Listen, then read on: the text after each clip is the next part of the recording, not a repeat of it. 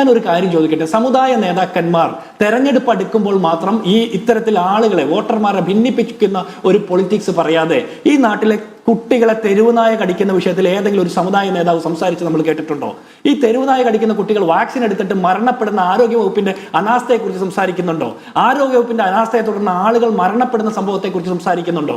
മരുന്ന് ക്ഷാമത്തെക്കുറിച്ച് പറയുന്നുണ്ടോ? രൂക്ഷമായിട്ടുള്ള വിലക്കയറ്റത്തെക്കുറിച്ച് പറയുന്നുണ്ടോ? പെൻഷൻ കിട്ടാത്ത അവസ്ഥയെക്കുറിച്ച് പറയുന്നുണ്ടോ? ഈ സംസ്ഥാന സർക്കാരുമായി ബന്ധപ്പെട്ട ഒട്ടനവധി വിഷയങ്ങൾ, കേന്ദ്ര സർക്കാരുമായി ബന്ധപ്പെട്ട ഒട്ടനവധി വിഷയങ്ങൾ, ഈ നാട്ടിലെ ജനങ്ങളെ ബാധിക്കുന്ന വിഷയത്തിൽ എത്ര വിഷയത്തിൽ ഇവർ അഭിപ്രായം പറയുന്നുണ്ട്? ആ വിഷയങ്ങൾ ഇവരുടെ സമുദായാംഗങ്ങളായിട്ടുള്ള സാധാരണക്കാരെ കൂടി ബാധിക്കുന്നതല്ലേ? അപ്പൊ അത്തരം കാര്യങ്ങളെ അഭിപ്രായം പറയാതിരിക്കുകയും, ഞാൻ ചോദിക്കട്ടെ, കേരളത്തിലെ ആഭ്യന്തര വകുപ്പിന്റെ കഴിഞ്ഞ 9.5 കൊല്ലക്കാലത്തെ ചരിത്രം പരിശോധിച്ച് നോക്കി. അനാവശ്യമായിട്ട് എത്രയോ ചെറുപ്പക്കാരെ, എത്രയോ മനുഷ്യരെ, സാധാരണക്കാരെ പോലീസ് അതിക്രൂരമായി മർദ്ദിക്കുന്ന സാഹചര്യം ഉണ്ടായിട്ടുണ്ട്. 10-18 മനുഷ്യർ ലോക്കപ്പിനകത്ത് ഇടികൊണ്ട് മരിച്ചിട്ടുണ്ട്. 10-46 മനുഷ്യർ ഇടികൊണ്ടതിന് ശേഷം പുറത്ത് മരണപ്പെട്ട നിലയെ കണ്ടിട്ടുണ്ട്. പക്ഷെ ആ വിഷയത്തിൽ ഒന്നും ഒരു സാധാരണക്കാരന് വേണ്ടിയിട്ടും, ഇനി വേണ്ട സാധാരണക്കാരെ എല്ലാവരെയും പറയണ്ട, സമുദായ അംഗങ്ങളായിട്ടുള്ള സാധാരണക്കാർക്ക് വേണ്ടിയിട്ട് ഈ പറഞ്ഞ സമുദായ നേതാക്കന്മാർ എത്ര പേർ എത്ര വട്ടം സംസാരിച്ചിട്ടുണ്ട്?